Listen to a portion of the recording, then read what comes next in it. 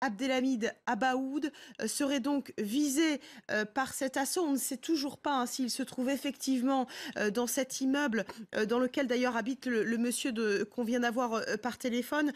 Mais c'est une figure du djihadisme belge, cet homme. Il est bien connu des Bien services. sûr, c'est une figure du djihadisme belge depuis plusieurs années.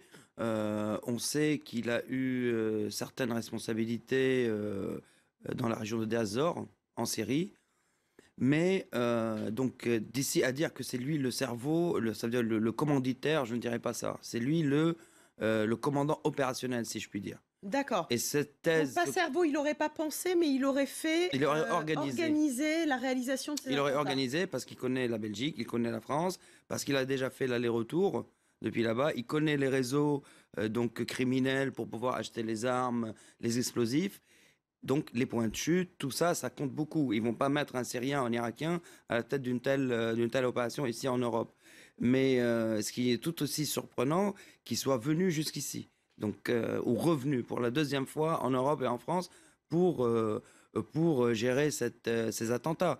Donc ça reste à prouver, bien sûr, mais en tout cas, ça démontre le niveau de détermination de ces personnes. Quand on voit qu'il y a 8 personnes qui sont prêts ou 7 personnes qui ont activé leur ceinture d'explosifs, là on voit encore une détermination encore plus grande, parce qu'une personne comme lui qui est connue, son visage est connu, sa voix est connue par tous les services de renseignement, pour qu'il prenne le risque de revenir 2 fois pour monter une opération, on est tout le monde, ça démontre quand même une certaine détermination et un certain professionnalisme dans le mode opératoire de ces personnes qu'il ne faut pas du tout prendre à la légère et qu'il faut prendre très au sérieux. Et je pense que cette opération le prouve et je pense qu'il y en aura d'autres. Et là, ce n'est peut-être que la suite de ce qui s'est passé vendredi. Il s'est